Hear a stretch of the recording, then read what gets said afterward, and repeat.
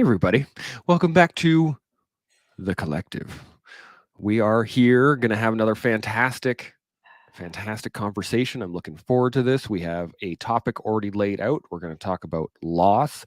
We're going to talk about all kinds of things. And before we even got into it, Shaun was poking my buttons. And while he is poking my buttons, you should be poking the buttons that say like, subscribe, notification bell, hit all those buttons for the algorithm. I appreciate it. Shaun appreciates it. I'm sure Rob appreciates it. I appreciate it. There you go. So everybody appreciates it. Before we get into anything, I do want to say it is June, Men's Mental Health Month. We're going to be talking every day about a different facet of men's mental health, sometimes the same facet about men's mental health, how they integrate to each other and all that thing. I haven't been saying this, but I think I should have been, is the fact that each one of these facets in and of themselves is it's something that you could struggle with or something that could be an issue in your life, but they all also touch one another, right? It is a conglomeration at times. Sometimes you could have imposter syndrome as well as depression. You could have post-traumatic stress as well as anxiety. Like, it's not a one and done kind of like, oh, I have X and now I have to deal with it. A lot of times they bleed into each other. So a lot of the tools are going to be able to it's somewhat interchangeable in between them as well. Just a thought on top of that.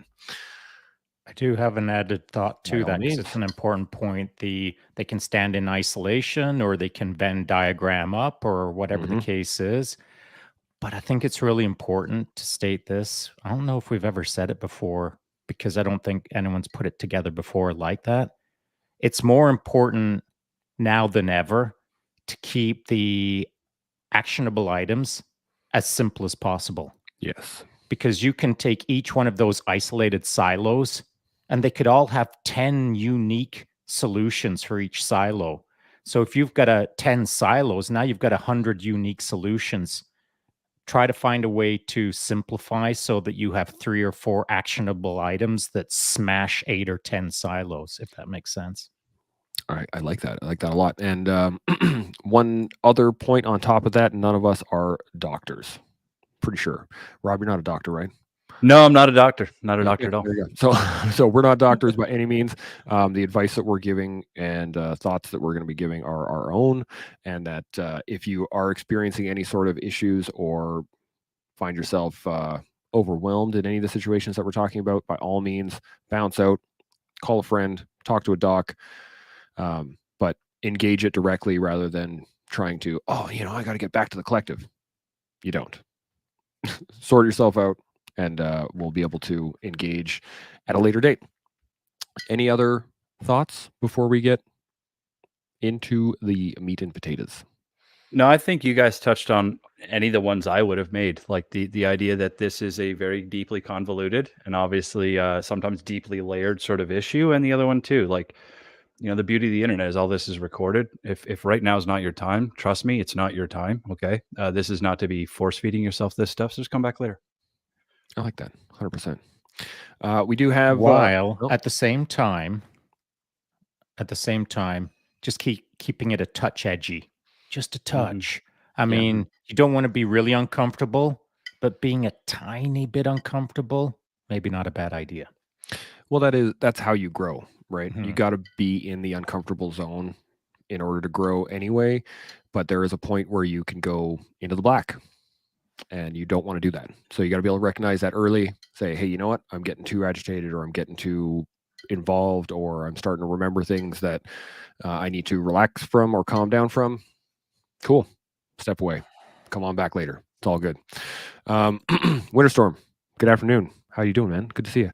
Good afternoon. Live from the grocery store.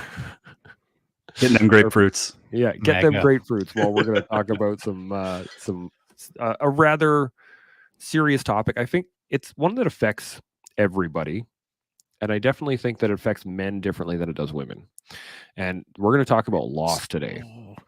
And what do you think? No? You think I'm just trying to be super careful with language. Okay. And it can be a serious topic.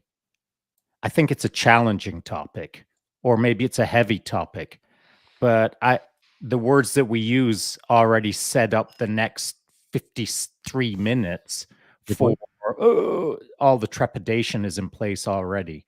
Mm. So all of the topics this month are challenging and they can be a bit heavy, but I don't want to build it out in using adjectives or verbs or whatever that make people like already pull the pin on the podcast or the discussions that we're going to have, if that makes sense. That is an excellent point. Appreciate that. Yes, you're right. They are challenging and they can be heavy. And actually, I was asked today by one of the guys I was doing jujitsu with was, doesn't this like affect you guys? You're talking about some heavy subjects day after day after day. And I was like, not really. It's very, we're not sinking into them. We're just discussing them openly and allowing It's the vibe, for, right? right? Trying to get the right vibe. And that's why I was being a bit pedantic with the word, is because the moment that we inject the idea of today's going to be so freaking serious that I don't want to be here. You know what I mean? Yep. It's a serious subject for sure, but we've been to date able to find the right vibe so that we can talk about a serious subject that is challenging to talk about, but still keep it on the straight and narrow so no one's getting super uncomfortable or the vibe shifts in a way that it's engaging, is what I'm finding. I feel the same way. Rob, what do you think? Because I mean, you've been a observer so far. Yeah, think? sure. So I totally agree on all that. I was going to do my own corrective language on you there, Chance, and that is only remove the word "think" from your original statement. Like, this is a topic that, I won't even say unfortunately. It's just a fact of human reality. Everyone will eventually face some sort of loss and grief as a byproduct of loss, just because we live and we die, right? And that's an undeniable reality that awaits all of us. So someone somewhere knows somebody who's died, and this will be the byproduct. So it's why it's it's an important topic to talk about. I could not agree more. And I'm going to correct myself on this one as well. I'm going to add on to this, is that loss. I think a lot, myself included, my first thought when I hear loss is death. Right. And loss doesn't all account for death. There can be loss of identity. There can be loss of a relationship. There can be loss of a friendship. There can be loss of an ability. You could lose a limb. Like, there are things that are, loss encompasses quite a lot, and it doesn't just encompass, death. So I just wanted to make sure that I clarified that myself.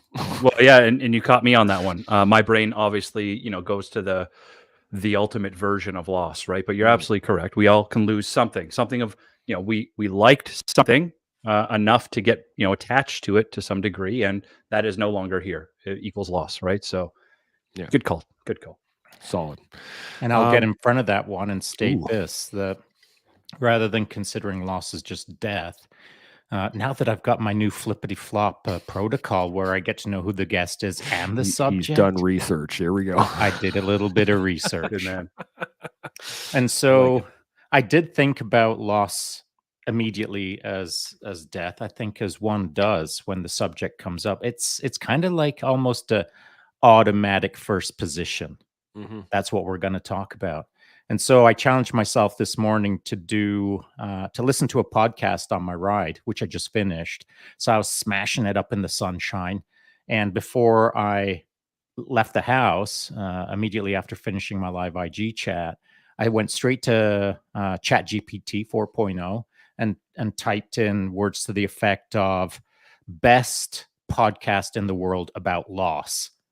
And it pulled up a podcast. I won't name the podcast because I'm going to throw the podcast under the bus because it sucked for me. And that's the important part. Yep. And so as I was listening to it, I was thinking, I am losing interest in this podcast. I'm losing interest for a variety of reasons. It's because I'm paying for Spotify Premium, and it is not cheap per month. And we've been doing that for a long time. And Spotify Premium, as I'm listening to this podcast owner, the team, it's like a 6-person team, writers and this and that and all, the whole good thing. And I'm being bombed by commercials, ads, pitches, 10-second pitch here, 30-second pitch there. I'm 10 minutes into this podcast and I'm thinking, I am not enjoying this podcast. Because right away, I feel like I'm being ripped off, if that makes sense. I know that sounds terrible to say, but that was the feeling I was getting, like I was getting ripped off. And I started making comparisons to that podcast and this podcast. Who's getting ripped off right now? No one. My agenda, our agenda, is not written by a team of 6 people. It is not contrived, carefully calculated, and polished like the podcast that I was trying to engage in, that I was losing interest in. Now, by the time I'd finished listening to 45 minutes of their podcast episodes, some were 5 minutes long, some were 30 minutes long. By the time it was done, I was like, I have lost interest in listening to your ideas on loss. And so, trying to get people interested in this subject, you need to figure out a way to engage the person. And everyone's lost something. And immediately we all go to deaths. But we've lost careers, we've lost friends, we've lost so much in our lives that we don't categorize as loss. So maybe rather than immediately diving into how to manage loss of people, how about just the general concept of loss to include, I feel like I lose out when I buy a product and it underperforms. Losses, man. They're a insidious, if you're not paying attention to it, I guess, thing that's constantly happening to us. We're surrounded by it all the time. It's just how much of it we ignore. Does that make sense? Yeah, it's totally, Shaun. And actually, I'll make, I guess, a thesis statement from my point of view on loss in general, right? Whether it's death, whether it's lost a career, relationship with somebody special, bought a crappy car and it's lemon, right? Like, in my experience, what I've found is loss is forced learning, right? Like, whether you want to learn a lesson at a certain point in time, going through the process of loss is about accepting some lessons that are being thrown at you to some degree, right? And I can explain that in more detail. But I mean, hey, you didn't get the job. Cool. How do I learn a lesson to get the job the next time, right? Someone dies. How do I learn to live a life with this person gone, right? How do I not buy the crappy car next time just because I felt pressured by the salesperson, right? So I look at it as like forced university a little bit, right? Like, surprise, you got to learn a lesson, and when you don't is when you get stuck, right? So I like that. Yeah. So it plays out throughout life as long as you're paying attention to I'd say it's a forced opportunity, not a forced lesson, because a lesson is only a thing when, when you learn it. So the forced opportunity of loss is only an opportunity if you're dialing into how many opportunities you have throughout a day. And that goes back to some of the conversations that we've had about how important it is to seek adversity and failure. I mean, those are all forced opportunities where you're forcing yourself to probably lose in the moment. And hopefully, if you've got yourself properly calibrated, you should be stoked about that. But as a whole, we've kind of flippity flopped that. When I get a bad coffee from a coffee shop and I was like, oh man, I just got ripped off for $4.50. Are you kidding me? It's another loss. And like, how do you process those? And I'm telling you, I have routines to manage those things, and I don't always manage them perfectly, but I have protocols in place for, like, that's a crap coffee, man. I mean, these are things that happen, and these shouldn't be things that you randomize throughout the rest of your life. As every time I get a bad coffee, I'm going to spin the roulette wheel of how I'm going to react to this moment. And that's what I'm going to go with. You know what I mean? Emotional roulette wheel. Yes. Life roulette wheel. Yeah. I as you guys were talking, I was thinking that we tie a lot of expectation to, things, people. There's a lot of, I expected to live a life with this one person. We got married and we're going to live this whole life together. And then it implodes. Right. And that feeling of loss is really tied deeply in with that expectation ahead of time. And I think that is one of the key things that we need to really look at, because the ability to create expectations is one of the issues that we surround ourselves with loss. I had an older gentleman I was talking to a number of years ago.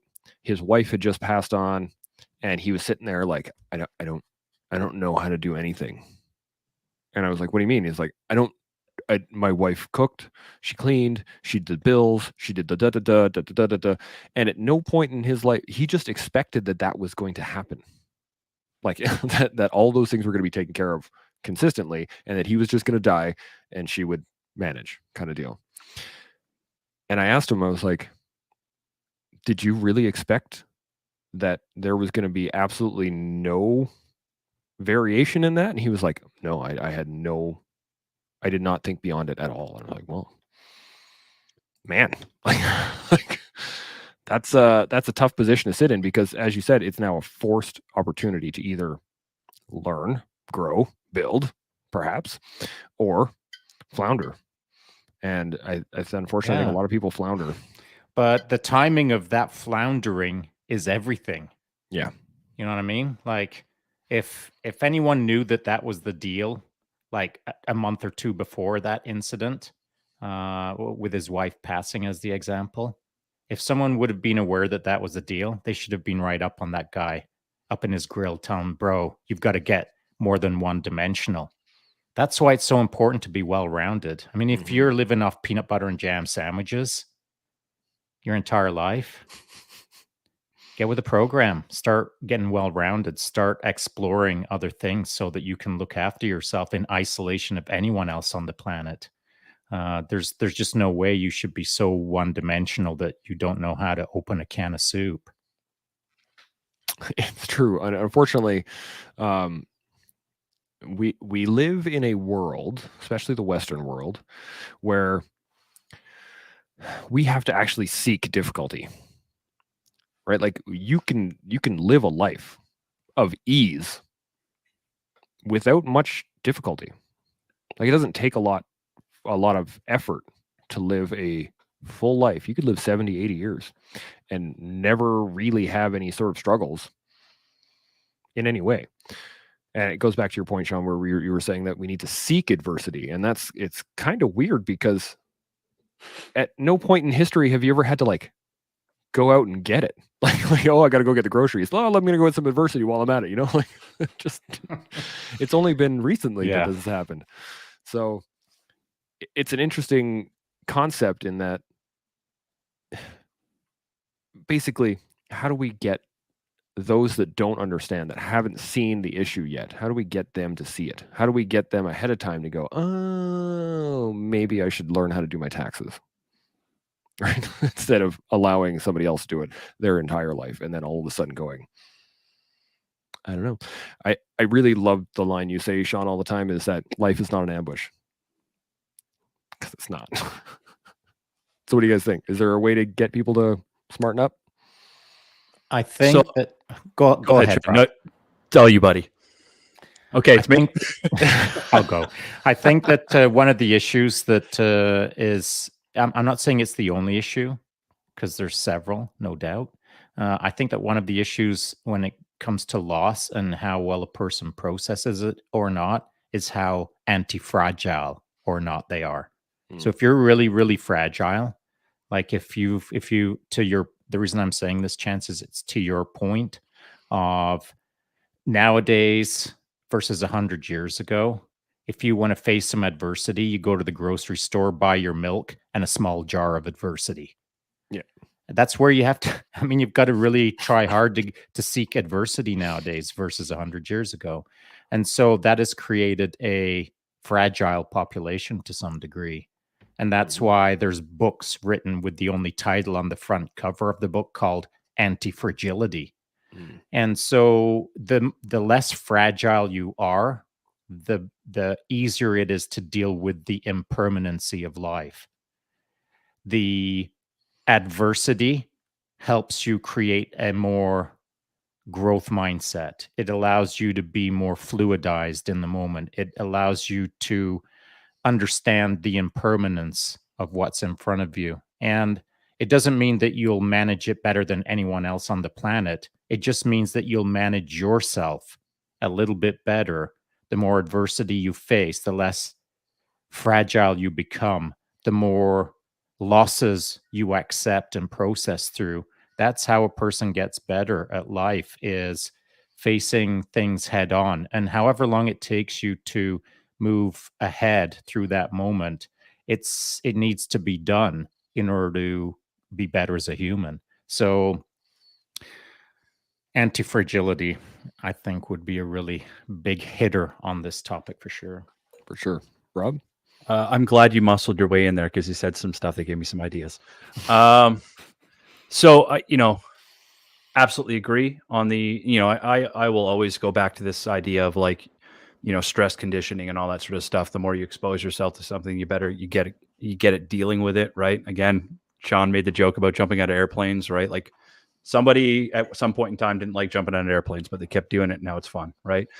Now, with that agreement, I also have to kind of go back to what we said about, we all go towards death or major sources of loss.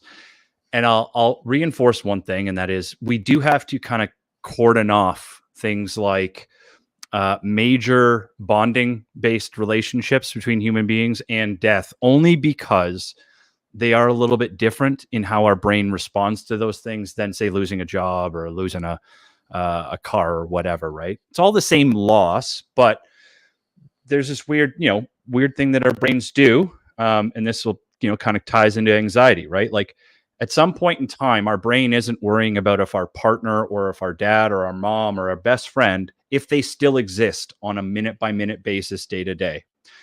Or we'd be a frantic mess, right? Because we don't know tangible proof in any one moment, if they're not with us, that they're still alive, right? It's, where I say anxiety. Anxiety is what? Being trapped in fight or flight when there's no real clear threat, right? That's when, that permanence goes wrong in a certain scenario. But the alignment of that, just like Shaun, you said, like, go out and do the things that make you feel scared kind of thing. Don't, never walk into an ambush. On the serious topics of like, say, relationship ending or again, the death of a person, there's nothing really you can practice tangibly, but there is something you can practice, right? Like we as humans, I'll only take death as an easy example here, right? Because we all have felt this. We all know we're going to die. How much time do we ever think about it though, right? And if we were really honest, it's not even that we don't even think about it. Our brains pretends like it's never going to happen, right? And that's a permanency problem that when someone actually dies, is it conflict with this idea that helps us survive day to day? Like, I'm not afraid I'm going to die walking out of my door, or else I'd never leave my house, right? There's a defense mechanism in there. But the simple fact of the matter is, the data coming into my brain when someone dies or someone leaves me, or again, the car sucks or whatever, right? Like that's reality. But it's that conflict with this idea that this thing is always going to be there. And, much like, hey, I can practice not going to the stupid coffee store that keeps screwing up my thing, right? So I don't get mad. There is some work that we can do in the sense that we have to understand that we're going to pretend like we're going to live forever. But the more we try to come to grips with the idea that everyone dies, or everybody loses a loved one for whatever reason, is something that prepares us for when it really does happen, rather than the shock and awe of this conflict of this person's obviously gone. I saw them disappear for whatever reason, right? And the reality, like the fake reality in our brain that it's always going to be there, right? So it's about being strong enough to confront these ideas sometimes too.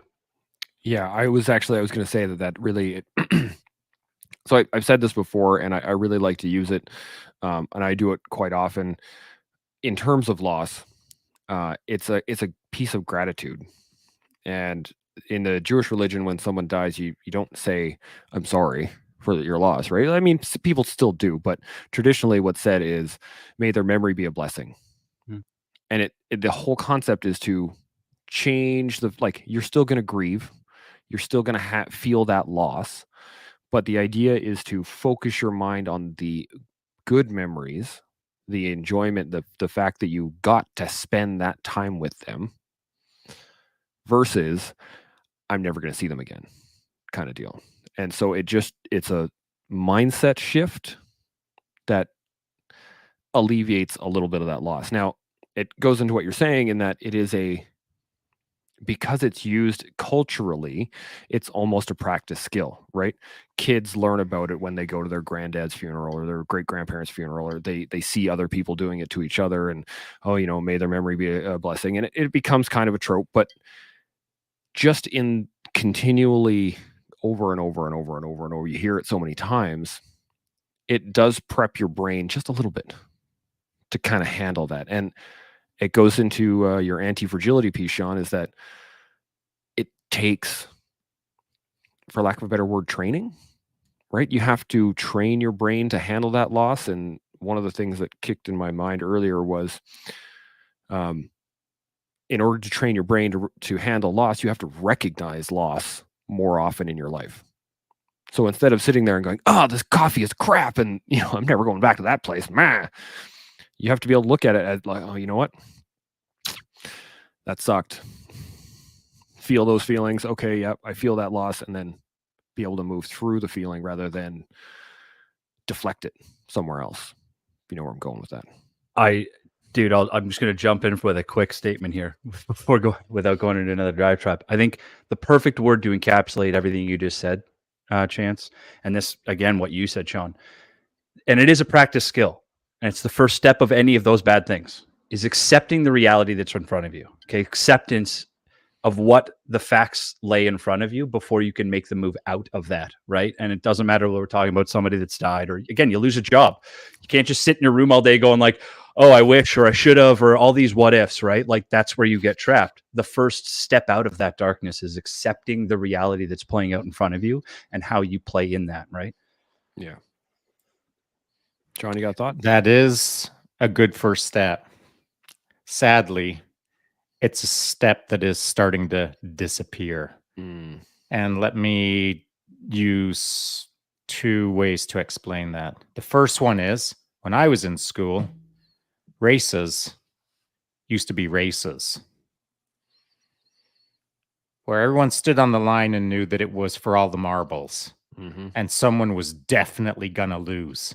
And it was every single person on that line except one person.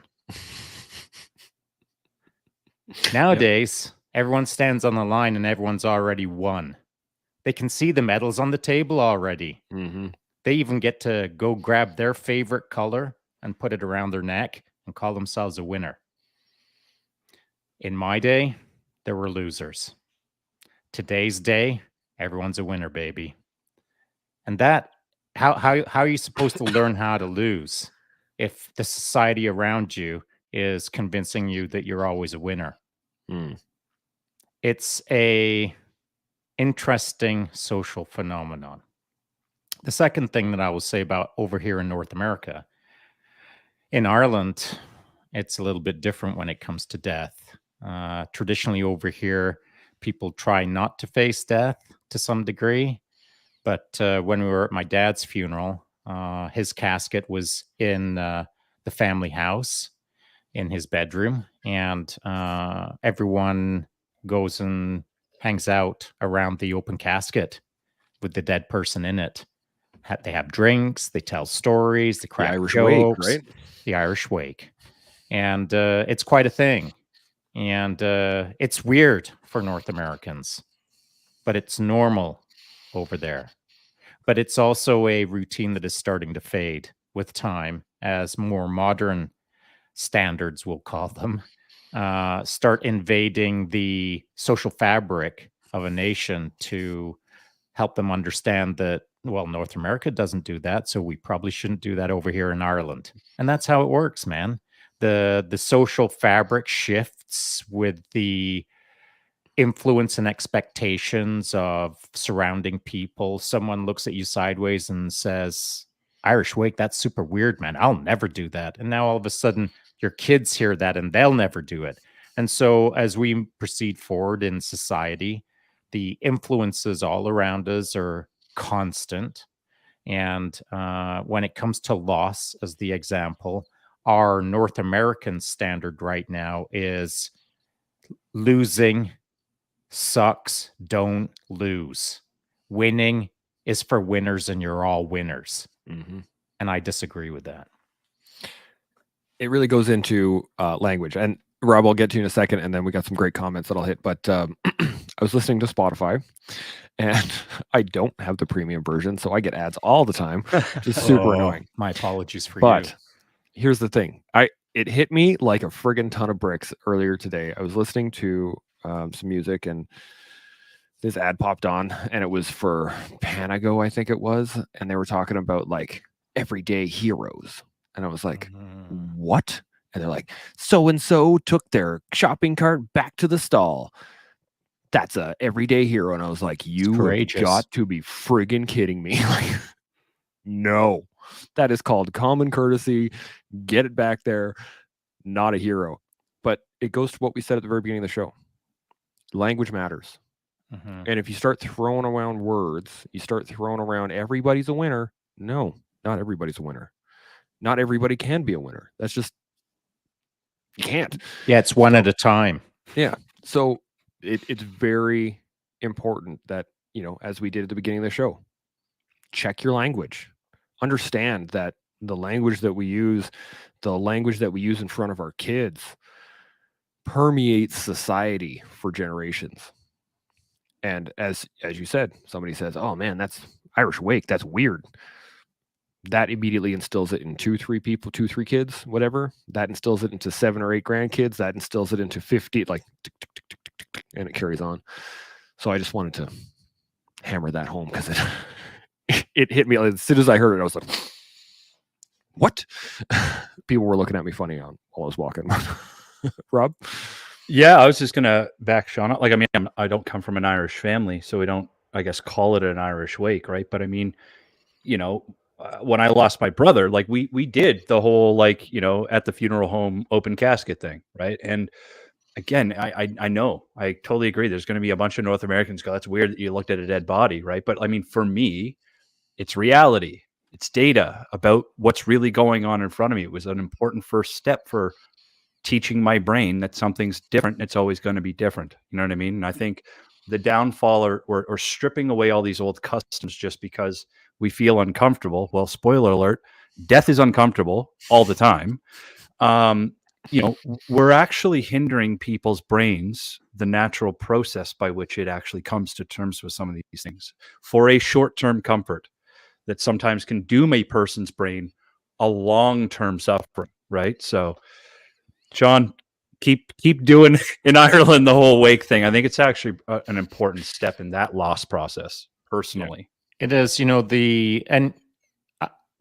we've all, in fact, yesterday, was it last night at dinner, or the night before, we're talking about how we want to get buried.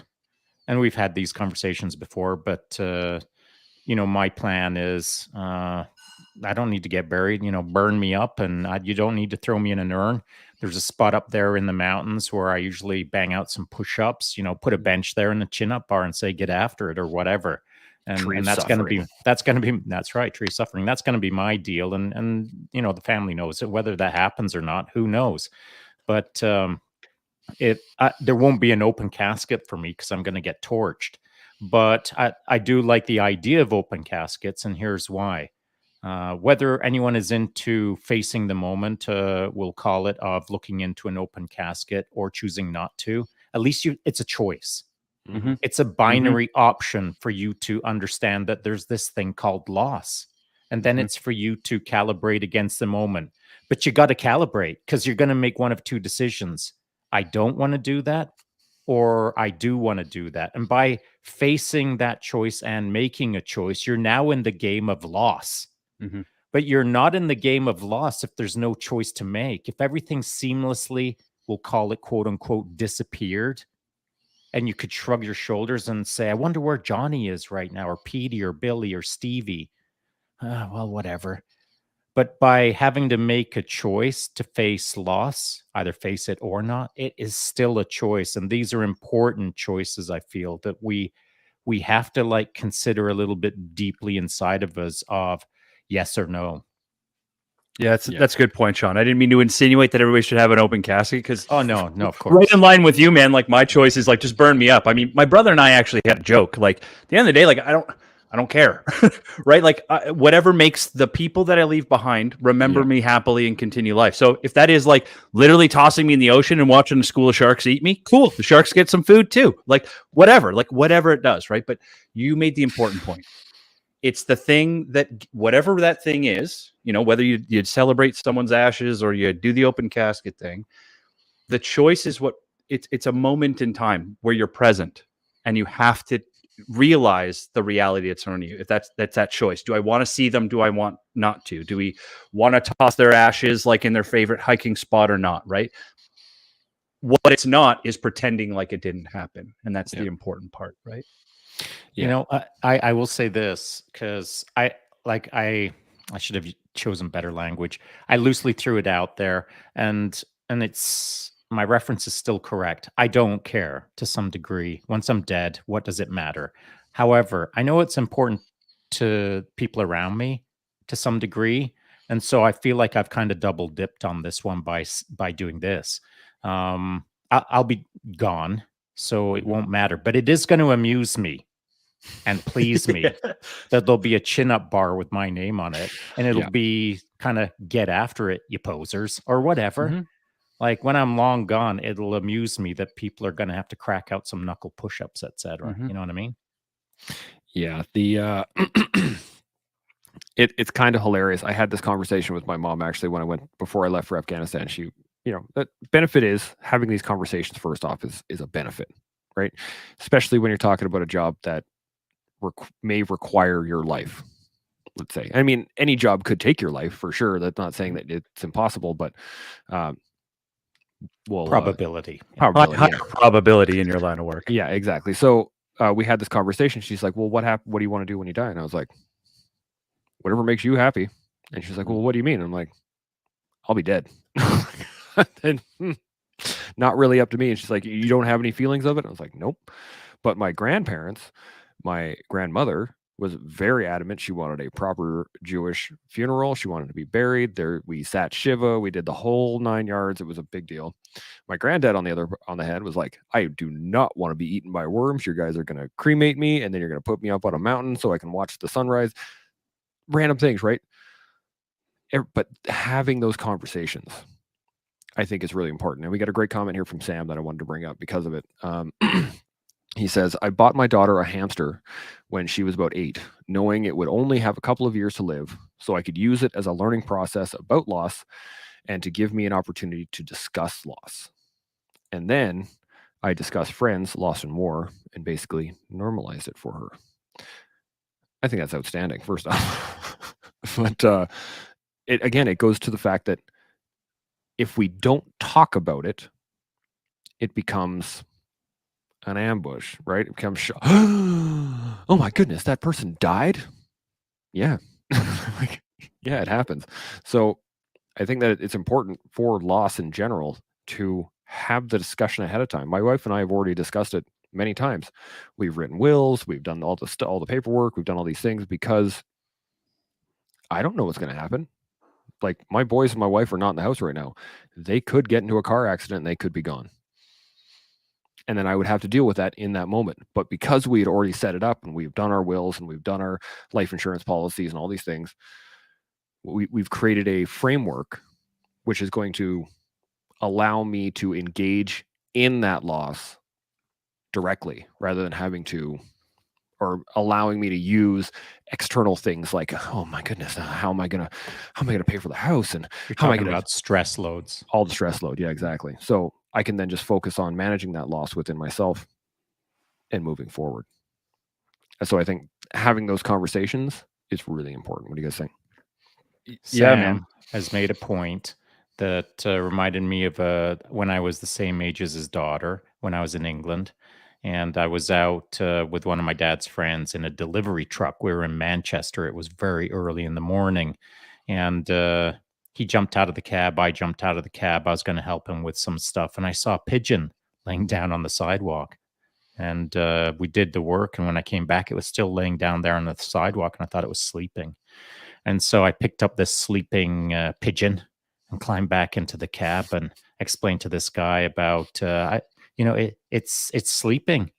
And he looked at me, and then he looked at the pigeon, and then he looked at me. And you know what he did? He gave me the worst lie ever.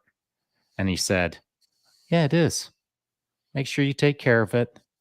And so there I was petting this dead pigeon, right? Oh. And anyway, we get back to where we get back to, and he said, I'll take that off your hands, and I'll make sure that it's tucked in and whatever.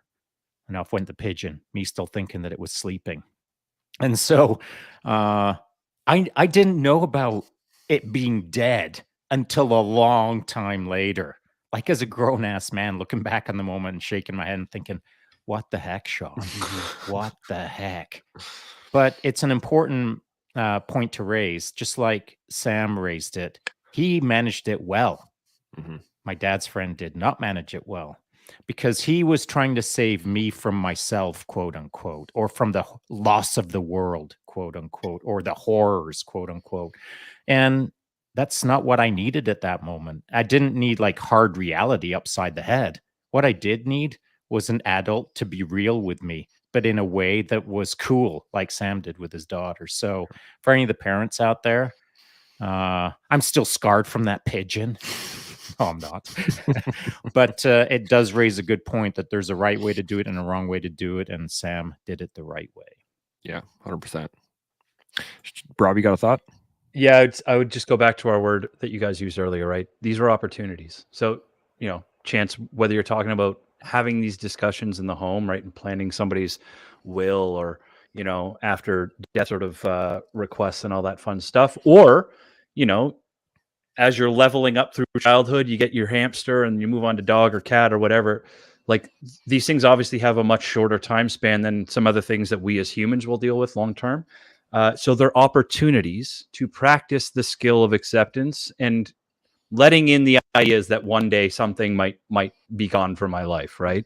Hamster's an awesome example of that. And if you squander that opportunity by just saying Nibbles is just sleeping forever, like you're missing an opportunity to, as a parent anyways, I'm not one, so I guess take this with a grain of salt, right? But like you're missing an opportunity to help your child understand a concept that you yourself will provide them the situation one day to have to deal with just by inevitability, right? And it's going to be a lot bigger than Nibbles, okay? Yeah.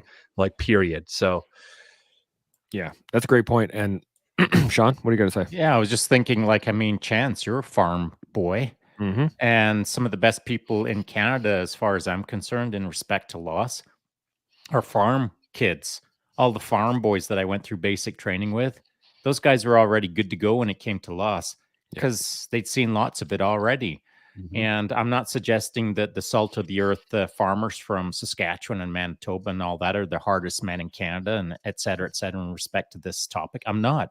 I'm just saying they showed up prepared, more prepared than the kid who grew up in the suburbs and thinking that meat comes in plastic packages. That's how it grows, in plastic packages. Farm boys didn't face those kind of unrealities. And so I found that they managed, in the moment, they were much more fluid with the ideal of impermanence. Yeah, I would even extend that just a little bit, because you sort of went towards the defense of your own comments. Like, hey, I'm not suggesting that farm boys are like cold-hearted and don't care about these things. I would argue quite the opposite. Every kid, I mean child, that's grown up on a farm, you try to stop a kid from loving a cow, right? Like it will happen. So it's not that they're disconnected. It's just like once you've seen 1,000 chickens go or your favorite cow, like you learn some pretty big lessons. Connected. Yeah. You can't why I think, they've got this spectrum of, realities versus unrealities is because they've had to go through that life lesson of like, I have emotional feelings towards this, but I definitely also recognize that it's gone forever and it's going to happen again, So yeah, you get a very up close and personal version of death and loss on the ranch because it happens all the time. A horse randomly friggin' steps in a gopher hole, gone. That cow gets taken down by a friggin' puma. Okay, that's gone now too, right? Like there's, as you said earlier, there's acceptance of the reality of what is, right? And I have literally sat with a box of 5,000 rounds and shot gophers for 8, 9, 10 hours. I mean, Shaun, you've wandered around shooting squirrels like Yeah, all day. that, and in fact, I can think of a summer where my best friend at the time, Dwayne Dubet's full Ukrainian, his Ukrainian uncle hired us for the entire summer, worked us like dogs, and I mean like beaten dogs. And that dude was relentless, squeezing the work out of us as kind of like 16-year-old boys. But he made a deal with us that for every gopher that we shot, we'd get a buck. I've mentioned that I was a pretty good shot. Yeah. We took care of business, and at the end of the summer, like that guy owed us a debt. And you know what? Not only did he squeeze an slavery amount of work out of us, he didn't settle his debt. He never gave us a penny.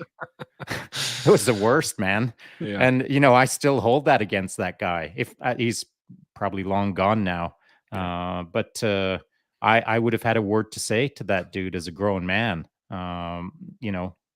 Once I grew up into a man, of course. We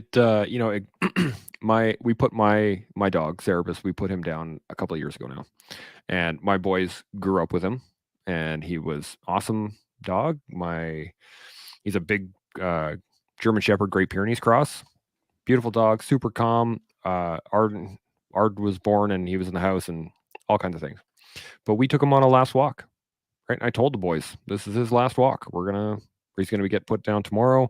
He's going to be gone forever. He's not coming back. Like I did the whole spiel, we went and got some treats for him, and we took him for a nice walk, and the boys got to say goodbye to him. And then the next day we took him in and we put him down, and I felt that loss. He was my dog for 13 years. Like it's not a pleasant feeling to lose something like that, but it's about being intentional in feeling that loss. And I think that is the key. We've talked about acceptance, we've talked about all these other things, but it really comes back to being intentional when it comes to loss, especially outside of death. The way in which I got over the fact that, I'm not in the Army anymore, even though I'm wearing a shirt that says Army, it was the acceptance and the intentionality of going, I'm not a soldier anymore. And that's okay. That's okay. You can take that identity and say, okay, I was this, bang, cool. Now it's in the rearview mirror. Now I'm this. And it's a job, it's a girlfriend, it's a wife, it's a divorce, it's a whatever you want to apply it to. Intentionality and acceptance, just diving actually into that loss, and then working your way through it. I think that's the key thing, at least for me. Again, this is my experience of it. That's how I've managed loss across the board when it comes to death or jobs or personalities or whatever. So what do you guys think? Yeah, man. So the example I'll use. So in my, I guess, early 20s to late 20s, I had a serious relationship that was really important to me. And it was similar process. Like, person leaves for XYZ reasons, and you get trapped in this place of like, it's either not going on or, the victimization of yourself and all these sort of things that trap us in an area. The quintessential moment, though, in that point in time in my life, a couple of years down the road, unfortunately, was the realization that nothing is going to change than what's happening right now. And if that's the case, right, what's next? Okay, let's learn from the things that we learned from the relationship and apply that going forward, right? So again, it's that first step of being okay with being okay about a crappy situation, right? Like being honest. We've said, honesty has been a big topic in the collective sort of podcasts over the, this Men's Mental Health Awareness Month. It's about accepting and being honest with yourself about what's going on and where you want to go with that going forward, and what you can change or how you can grow, right? It's a good way of saying it. I like it. Shaun, thoughts? Loss, I think there is whoa, I didn't expect that. Now I'm managing that loss, and whatever that is, job, wife, dog, plane, whatever. Those are things that happen now, and you've got to process that. But then there's the losses that you can see coming from a mile away, slow and sure, day by day. And it was your story about your dog that made me think of it. We've got a chocolate lab right now, but preceding our dog Strider, we had a black lab, a female, and she was great. And we had her as a family pet for a long time. And she was starting to get in the hurt locker, and I could see it coming on the horizon. And I had a 24-hour solo mountain bike race coming up in Tucson, Arizona. And I had to make a decision that, man, I don't know if our dog is going to last for me to go down to that race, do that race, get my act together, come back, and then whether she's going to be still alive or not. And I didn't want to put my family through that. Mm-hmm. So what I did was made an appointment. I think it was the day I was flying, or just the day before. No, the day I was flying, I think it was. Went down to the vet, euthanized the dog. It was a bummer, of course, as these kind of losses are. And then I'm onto a plane down, and I'm in a 24-hour solo mountain bike race now. And I'm like full tilt, kind of 17 hours into it. And I'm a bit of a zombie, and I'm thinking about my dog that I just put down. Yeah. And it's a bummer, man, because, it's, I even shed a salty tear out there, and that's not my MO.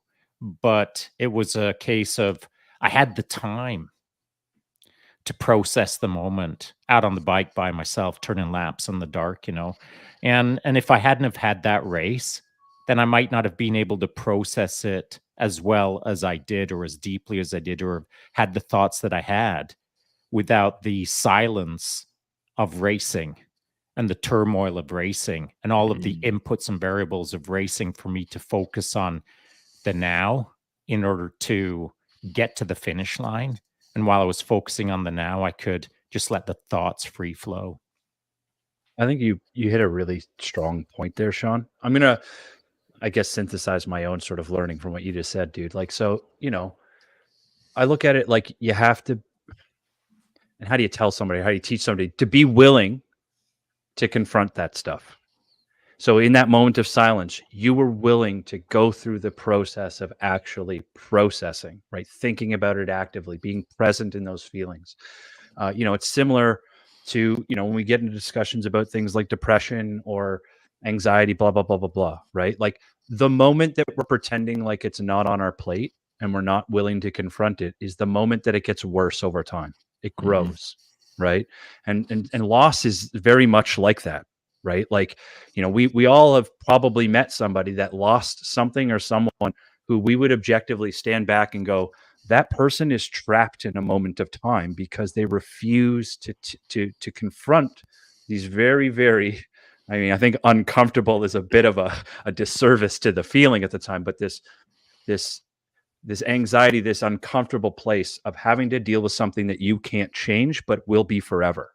Right. Like, so you on that bike, processing that is an important thing for people to understand, that when you lose anything, you do. It's losses as a result of you can't control the thing that's turned out to be the end of your movie or that storyline in the movie.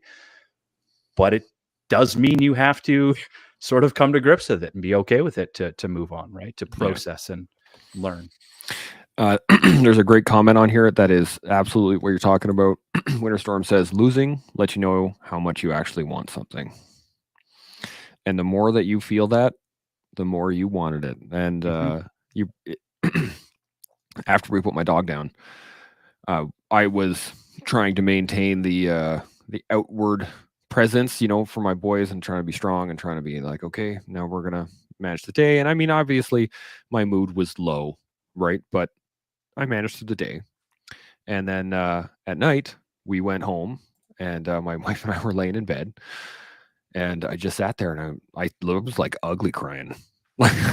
it was rough. But what I was doing in the moment was I was remembering all of the fun, the stupid things that he did, and the funny stuff that he did. At one point, he had at night wiggled his way under the bed, and then woke up under the bed. And because he's like a 110-pound dog, he like lifted the bed, and so both of us were like, oh, geez. And it was a hilarious moment, right? But in those moments of loss, in those moments of uncomfortability, when you are reaching for some sort of handhold, something to grab onto, something to latch onto, again, this is why I go back to the statement I always use: let their memory be a blessing. Mhm. Think of those good things. Good. Enjoy those. Cry if you need to. Yell at the friggin' ceiling if you need to for a second and let it pass. And again, it's just all about that acceptance of, okay, it was here. It's no longer here. There were some great times. There were some hard times. Now we're going to move on. And whether that takes you, go ahead. What are Yeah, you gonna say? just not just move on, but by the way, it's not just a lesson to you or to me or to Rob. Mm-hmm. The my dead dog, your dead dog, all dead dogs. If you tell the story right with a lesson in it, Mm-hmm. then there's gain from it. Our dogs died, but we just talked about dead dogs in a way that should help people sink into the moment and think about how to run their life a little bit better. Mm-hmm. So it's what you do with the memory, not just our own little selfish memories, but what we do with the memory to help others gain from it. Mm-hmm. That actually expands my own in this moment. I just like you cracked my skull. You're welcome. The concept of may their memory be a blessing does not just apply to you. Allow it to apply across the board. Let that blessing be for everybody. Tell that story. Explain how awesome that person, that job, that identity, that whatever was, and utilize it moving forward. I think that's fantastic. We're just about at time here. Any other thoughts? I got a couple of comments I wanted to hit here, but Hit him. all right. So, excuse me. We're going back a little ways. We had a great conversation, by the way. I know it was good, but I still, you know how it is. Yeah. We only to do got 6 got more. the L in loss. There's still Right? the Yeah. os. Yeah. We could sit here probably all day. As with everything we've gone over this week, last week, it's been pretty crazy. So Daniel says from very early on, the importance of independence. And I think this is an excellent point because independence is very important. Now, relying on other people is great, but at the very basis of it, I think we should be independent, at least in Yeah. my mind. No, I agree, man. Like this is across the board, right? Like I know that like self-reliance is thrown around a lot these days, and it's usually in like, the hey, I'm ready for the end of the world kind of I can, cook my own like caught deer meat and filter my own water, like whatever. But, there is a bunch of that in the sense of I also need to be self-reliant in how I manage the thing that I only have control over, right? So my physiological reactions to things, my expectations, etc. And it's not, we almost look at the word independence as a bad thing, like there's some sort of lone wolf or whatever. It's not to that degree. Like you're not a social outcast by calling yourself, good at being independent. It's the fact that we only get to rule one life on this planet, that independence. And if you don't practice, self-reliance on every single level, you're going to run into trouble at some point in time, I think, personally. Yeah, I agree. Sean, you got any thoughts on that? Yeah, I just it all is super simple to me. I just categorize it down to bring it. Freaking bring it. Whatever it is, bring it. I'm independent enough. Just bring whatever. There's a jumbo jet that's like 10 feet above my head about to crash into my head. I'm going to step 10 feet to the side. Whatever, bring it. I know enough about life now that just bring it. And if you weren't thinking that way throughout life, it's probably because you're really young and you haven't faced enough bring it yet. But eventually you'll get comfortable. You will be independent enough, hopefully, that you won't sweat the details. I think the key thing about this is the fact that in order to be independent, you have to experience loss a lot. You're going to lose a lot of times before you can really become truly independent, because that's how you find those things out. That's how you find your lane. That's how you find what you're good at. That's how you find what you're bad at. That's how you find what you need to be better at, et cetera, et cetera. So yeah, and by the way, don't embrace loss like I only ever want loss. Screw that. I want to win all the time. Win. That's what makes us pursue. And you may never win. Who cares? But pursue winning. Don't just pursue losing. I mean, the losing will happen, guaranteed. I mean, that's guaranteed. But if you get occasional wins, big wins that are notable, then fantastic. That's what you're pursuing. But the little wins every day, start out your morning first thing in the morning with 22 knuckle push-ups. That's a win. It's not a loss. But you're going to lose throughout the rest of the day. But pursue winning as you're losing. I like that. Pursue winning, but recognize that loss happens, I guess. It's very good. Last comment, Chris says, I know several people who had a funeral before they went to a hospice, then gave a last lecture like Randy Pouch. It was a happy event, which I think that's a neat idea. Allows you to get things off your chest, I guess, and allow you. But again, I don't know. What do you guys think? Not my style. No? Nah. Yeah, I probably wouldn't do it. Like, I mean, I don't know. I mean, I can see the benefit. So it's just personal opinion. I can see the benefits. Like, you get that one last personal interaction with the person that you're going to have to remember, right? Rather than the other way around, which is looking back after they're already gone. I just wouldn't do it because it kind of seems like it's like a hey, everybody look at me moment kind of deal. Yeah. Like I just wouldn't roll like that. Not just I'm not trying to say it's bad if you choose to do that. It just wouldn't be my style, right? Yeah. Wouldn't be like, oh, I'm about to die, so everybody show up and let me talk to you for a bit. Like I just the funny thing is I made my I made my opinion I said it out loud that's not really my style. But the hilarious part is when my dad was when he was told that he had cancer, when he was getting close to the date of well, I'm about to die, he had a big celebration. And it was super unusual over in that part of Ireland to have a celebration of life as big as he did. Like, it just wasn't done. But so many people knew Frank or my dad that they kind of like wanted it to be part of it for him. He was kind of like just the proxy for the celebration of everyone to like have a whole pile of Guinness. And, every time we go over there, I hear it from all of his old buddies. What an amazing, that was such a good crack that night. It was an amazing evening and blah, blah, blah, whatever. And it was a bigger deal to them than some big notable moments in their lives. And so I say it's not my style. It's not really my thing, but it was my dad's thing. And whether it was ever his thing or his friend's thing, who knows? Another 10 or 20 years from now, maybe I'll be having a celebration of life. Yeah. Who knows? But right now, it feels a bit contrived. It feels a little bit too spotlighty, and it's not really my style. I'd rather you do it afterwards. You know what I mean? Like, still celebration life. I don't want anybody crying over me. Like literally, if you want to do anything, just remember cool stuff. Have a roast in my honor. I don't know. Like just make fun of me. Just have a good time, right? Dude, we'll roast you right now. Oh yeah, 100%. Dude, John, I knew I was laying a trap, but you totally were, man. Like the first word out of your mouth, I thought, "Oh, this is going to be so easy." Yeah. I want a roast for my celebration. How about right now, buddy? You're gonna it's on. So you might as well right now, right? Yeah. I was just thinking while you're telling that story, Sean, I was like the Irish need an excuse to throw a party, right? Like, they've always got a glint in the eye when they tell the story as well. It's just gonna be like, oh, we get an entire night. Everybody's coming. Oh yes, that's happening. Let's do it. That's right. All right.